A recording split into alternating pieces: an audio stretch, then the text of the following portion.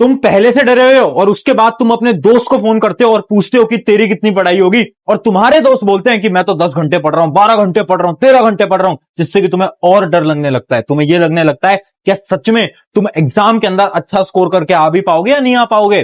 सो hi everyone, मेरा नाम है प्रशांत और आज की वीडियो किसी भी स्टडी टिप या फिर स्टडी स्ट्रैटेजी के ऊपर बिल्कुल नहीं है। आज तुमसे बस एक 1-to-1 बात करनी है यार। मुझे अपना बड़ा भाई शायद तुम मानते होगे और उस बड़े भाई के नाते ही आज तुमसे बात करने आया हूं।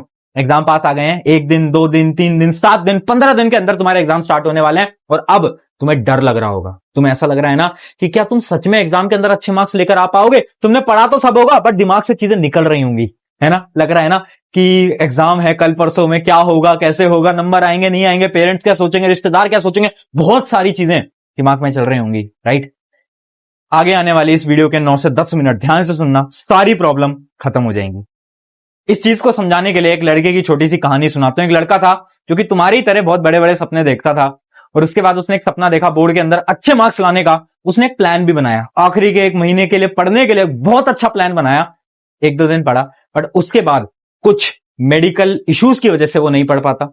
उसके बाद क्या होता है, एग्जाम में केवल बचे थे 5 से 7 दिन। अब उसके पास 2 रास्ते थे, या तो वो गिव अप कर दे या तो वो मान ले कि ठीक है यार मेरी हेल्थ खराब थी, बहुत सारे रीजंस थे जिसकी वजह से मैं नहीं पढ़ पाया, या फिर उसके पास दूसरा रीजन था कि हर किसी को गलत प्रूव करके दिखाए और अपना बेस्ट लगा दे जितना भी टाइम बचा है, चाहे उसके अंदर उसके अच्छे परसेंटेज आए ना आए फर्क नहीं पड़ता, बट एटलीस्ट अपना बेस्ट लगा दे। उस लड़के ने क्या करा, उस लड़के ने दूसरा रास्ता चूज करा। उसने गिव अप नहीं करा, उसने अपना बेस्ट लगाया अगले आने वाले 5 से 7 दिन के अंदर और बोर्ड एग्जाम के अंदर अच्छी परसेंटेज भी वो लड़का लेकर आया। ये कहानी मेरी खुद की है, आपके अपने प्रशांत भैया की। और ये कहानी आज मैं तुम्हें इसलिए सुना रहा हूं क्योंकि बहुत सारे तुम्हारे मन में डाउट्स चल रहे होंगे। देखो, जिंदगी में हमेशा तुम्हारे पास 2 रास्ते होते हैं, 2 ऑप्शंस होते हैं। पहला ऑप्शन ये बोलता है कि छोड़ दे, गिव अप कर दे, सबसे आसान रास्ता है गिव अप करना। आज तुम गिव अप कर सकते हो, तुम्हारे पास रास्ता है। खुद को तुम बहुत सारे रीजंस दे सकते हो, ठीक है कि ठीक है यार मेरी तो ना ये फाइनेंशियल कंडीशन अच्छी नहीं थी, मेरे तो पेरेंट्स ने मुझे अच्छी कोचिंग में नहीं डाला, मेरा तो ना ये हो गया था, हेल्थ इश्यूज हो गया था, बहुत सारे रीजंस है, हार मान सकते हो। बट एक और रीजन है जो कि तुम खुद को बोल सकते हो कि यार गिव अप नहीं करूंगा, जितना समय है, जितना समय बचा है उसमें अपना बेस्ट लगाऊंगा या लगाऊंगी, फिर चाहे कुछ होता है, मार्क्स आए ना आए फर्क नहीं पड़ता, अपना तो बेस्ट लगाएं, अपनी तो जी जान लगाएं। कौन सा रास्ता चूज करना चाहते हो, डिसीजन तुम्हारा है यार। मुझे पता है एग्जाम बहुत पास है और तुम्हें लग रहा होगा कुछ नहीं हो सकता, बट मैं फिर से बोल रहा हूं बहुत कुछ हो सकता है।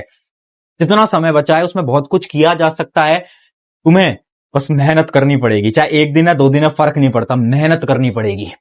बट बहुत सारे स्टूडेंट्स पूछते हैं कि भैया बट हमें ना डर लग रहा है। तो मैं पूछता हूं किस बात का डर, रिजल्ट का डर। रिजल्ट का डर लग रहा है ना, रिजल्ट कैसा आएगा, क्या होगा क्या नहीं होगा। मेरे दोस्त एक बात बताओ, तुम्हारे पेरेंट्स आज के समय पर महीने के कितने भी पैसे कमाते हो, चाहे 10,000 20,000 1 लाख 2 लाख 5 लाख 10 लाख जितने भी कमाते हो, बट जिस दिन तुम खुद की मेहनत से 500 रुपए में कमाओगे ना, उसकी वैल्यू तुम्हारे लिए बहुत ज्यादा होगी या नहीं होगी। खुद की मेहनत की 500 रुपए कितने ज्यादा वैल्यूबल होंगे ना तुम्हारे लिए। सिमिलरली ये जो रिजल्ट है ना, ये तुम्हारी खुद की मेहनत का है यार, ये तुम अपनी मेहनत से अपनी पढ़ाई से लेकर आने वाले हो, तो डर किस बात का यार, खुद का रिजल्ट है ना। अब बहुत स्टूडेंट्स ये भी पूछेंगे कि भैया हमारा तो ना पढ़ने का मन ही नहीं करता, बहुत मेरे दोस्त हैं वो तो बहुत पढ़ लेते हैं, वो ये कर लेता है वो ये कर लेता है। मेरे दोस्त, तुम्हारा पढ़ने का मन नहीं करता ना, ये तो बहुत अच्छी बात है। एक बात समझाता हूं, जिसका पढ़ने का मन कर रहा है वो क्या कर रहा है, वो पढ़ाई कर रहा है और वो क्लास के अंदर टॉप कर दे रहा है। कोई अलग चीज नहीं है, कोई नई बात नहीं है, बहुत आसान है। बट एक वो स्टूडेंट जिसका पढ़ने का मन नहीं कर रहा बट फिर भी वो अपने मन के खिलाफ जाकर, माइंड के खिलाफ जाकर पढ़ाई करता है और मार्क्स ज्यादा अच्छे नहीं भी लेके आता, बट एटलीस्ट वो पढ़ाई करता है और मेहनत लगाता है। अगर तुम इतना भी कर लेते हो ना, इसका मतलब क्या है, तुम हो रियल टॉपर। रियल टॉपर वो नहीं है जिसका पढ़ने में मन कर रहा है, वो पढ़ाई करे जा रहा है करे जा रहा है करे जा रहा है, अरे 98 99 लेकर आ जाता है, वो टॉपर नहीं है। रियल टॉपर तुम बन सकते हो। कैसे? तुम्हारा पढ़ने का मन नहीं करता, मन को मनाओ, मन के खिलाफ जाओ और बोलो यार नहीं यार, 1 से 2 दिन 3 दिन 4 दिन 5 दिन है, पढ़ना है, करना है, मेहनत लगानी है, मन के खिलाफ जाओ। जिस दिन तुमने इस मन को कंट्रोल कर लिया उस दिन तुम रियल टॉपर बन जाओगे। फिर चाहे तुम्हारे मार्क्स 70 रह जाए, 80 रह जाए, 50 रह जाए, फर्क नहीं पड़ता, बट असली टॉपर तुम बन जाओगे जिस दिन तुमने इसको कंट्रोल कर लिया। तो सारी कहानी यहां से चलती है। और यार तुम अपने पेरेंट्स से क्यों इतना डरते हो, भैया पेरेंट्स क्या सोचेंगे, भैया क्या होगा, अगर भैया रिजल्ट नहीं आया तो पेरेंट्स रिश्तेदार सब डिसअपॉइंटेड हो जाएंगे। मेरा एक सवाल है, रिजल्ट किसका है, उनका है तुम्हारा? तुम्हारा? तो तुम्हें इतना ज्यादा फर्क क्यों पड़ रहा है भैया? क्योंकि पेरेंट्स ना बहुत डांटेंगे, उनकी बहुत ज्यादा एक्सपेक्टेशंस हैं। मेरे दोस्त, तुम्हारी पेरेंट्स की पता है क्या एक्सपेक्टेशन है? कि तुम जिंदगी में मेहनत करना सीख लो, मेहनत करना सीख लो। आज के समय पर अगर मैं याद करूंगा अपने बोर्ड्स के दिन, तो उस समय पर मुझे बड़ा ही टेंशन होती थी, बट आज मैं देखकर हंसता हूं, क्योंकि उस समय से मैंने मेहनत करना सीखा।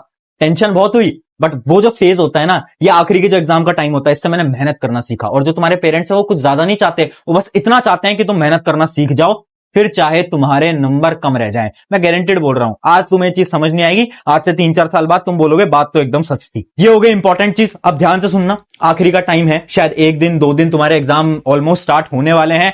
कुछ चीजें बता रहा हूं, उन चीजों को बिल्कुल फॉलो करना। अगर आपने ये चीज, एक साइकिल बताने वाला हूं, इस साइकिल को फॉलो करा, मार्क्स 10 से 15 इंक्रीज होंगे ही होंगे। एक साइकिल दिखा रहा हूं, ध्यान से देखना। ये एक पूरी की पूरी साइकिल है। इसका पहला स्टेप है रिवीजन। देखो, आखिरी का टाइम है, एक काम करना है, रिवीजन। नया टॉपिक मत उठाओ। तुम क्या कर रहे हो? भैया मैं ना एक नया टॉपिक भी पढ़ लेता हूं, ये भी कर लेता हूं, वो भी कर लेता हूं, ये भी कर। अरे भाई, क्या रिवाइज करो ना। इस दिमाग की ना कैपेसिटी होती है याद करने की। अगर तुम सोच रहे हो एग्जाम से एक रात पहले सब कुछ पढ़ लोगे, नहीं हो पाएगा। कुछ नहीं लिख पाओगे एग्जाम के अंदर। जितना पढ़ा है उसको रिवाइज करो। अगर तुमने एग्जाम का आधा भी पढ़ा है ना, तो भी उसको बार बार रिवाइज करो। रिवीजन से क्या होगा? दिमाग के अंदर जाएगा और एग्जाम के अंदर तुम अच्छी तरीके से लिखकर आ पाओगे। अगला पॉइंट क्या है? अगला है नो सैंपल पेपर। देखो, एग्जाम से एक दिन पहले, क्या बोल रहा हूं, एग्जाम से एक दिन पहले मॉक टेस्ट या फिर सैंपल पेपर मत लगाना। पता है क्यों? क्योंकि होता क्या है, इमेजिन करो तुमने एक सैंपल पेपर लगाया और वो थोड़ा टफ सैंपल पेपर था। अब होगा क्या कि तुम्हारा जो कॉन्फिडेंस है वो एकदम डाउन आ जाएगा। और देखो, कोई भी एग्जाम है ना, वो एग्जाम होते हैं कॉन्फिडेंस के लिए। अगर एक स्टूडेंट बिना कॉन्फिडेंस के एग्जाम देने जाएगा, उसके 5-10 नंबर कम आएंगे। और अगर एक स्टूडेंट जो कि कम पढ़ के जा रहा है बट कॉन्फिडेंस के साथ एग्जाम में जाएगा, उसके 5 से 10 नंबर इंक्रीज होंगे ही होंगे। ये बहुत बड़ी सच्चाई है। तो करना क्या है? सैंपल पेपर आखिरी के एक दिन में मत लगाओ। क्या होगा? सैंपल पेपर टफ आया, कॉन्फिडेंस गिरा, एग्जाम खराब। सिंपल सी चीज है। अगला पॉइंट, दोस्त से बिल्कुल बात नहीं करनी। मेरे दोस्त, एग्जाम से एक दिन पहले दोस्त फोन मिलाएंगे, पूछेंगे कितना हो गया तेरा, क्या हुआ, क्या चल रहा है यार, क्या कर रही है, क्या कर रहा है। मत उठाओ फोन। क्या बोल रहा हूं मैं? मत उठाओ फोन। भैया दोस्ती का क्या होगा? एग्जाम के बाद बनाएंगे दोस्ती, अभी नहीं। मत उठाना फोन, क्योंकि वो बोलेंगे यार मैंने तो ये चैप्टर भी करा है, ये क्वेश्चन भी करा है, और उससे भी तुम्हारा कॉन्फिडेंस डाउन हो जाएगा।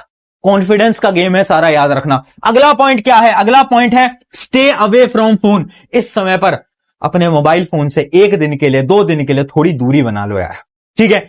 अब स्टूडेंट्स क्या करते हैं? रिफ्रेश होने के लिए इंस्टा रील चलाते हैं। क्या कर रहे हो यार?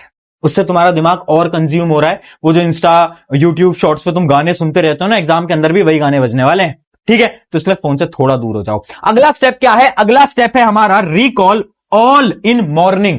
मॉर्निंग के अंदर सब कुछ हमें रिकॉल करना है। देखो, ध्यान से सुनो।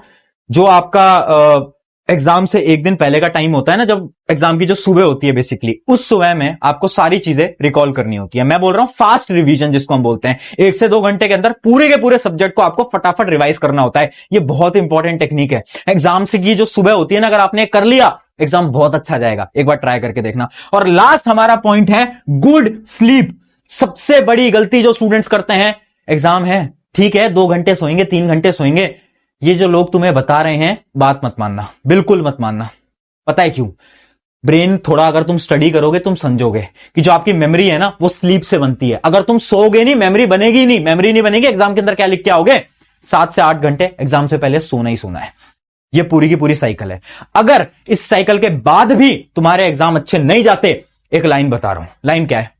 मूवी देखिए, मूवी के अंदर अगर किसी मूवी की एंडिंग जो होती है, अगर वो सैड एंडिंग होती है, अगर हीरो मूवी के अंदर मर जाता है, तो क्या होता है? मूवी का पार्ट 2 आने वाला होता है। समझ पा रहे हो? तो अगर तुम्हारे भी मार्क्स कम आते हैं, इसका ये मतलब नहीं है पिक्चर तुम्हारी खत्म हो गई। याद रखना, अगर मार्क्स कम आए तो पिक्चर अभी बाकी है मेरे दोस्त। अगला एग्जाम होगा शायद कहीं और, तुम ये जो मूवी जो तुम्हारी अधूरी रह गई है, इस मूवी को पूरा करने वाले हो। इस बात को याद रखना। तो खुद से कभी भी ये मत सोचना कि मेरे तो नंबर कम रह गए, क्या होगा क्या नहीं होगा। इस साइकिल को फॉलो करो और दिमाग के अंदर डाल लो कि this exam will be best exam of my life. Exam hall में जाओगे ना, खुद से पहले बस एक बार ये बोल के जाना। वॉशरूम के अंदर कहीं पर भी तुम जा रहे हो, उससे एक बार खुद से बोल लेना, this exam will be best exam of my life. बस खुद से बोलते चलना है। जब तक एग्जाम नहीं हो जाता, खुद से बार बार दोहराते चलना है। ट्रस्ट मी, तुम्हारा सच में एग्जाम बहुत अच्छा जाएगा। और यही कमेंट आपको आज की वीडियो में डालना है। This exam will be best exam of my life. अभी के अभी इस कमेंट को कर देना। शुक्रिया एवरीवन, मेरा नाम है प्रशांत। आई होप कुछ आपको सीखने को मिला होगा and all the best for your exams. I hope तुम सबके सब एग्जाम के अंदर फोड़ के आने वाले हो। Take care.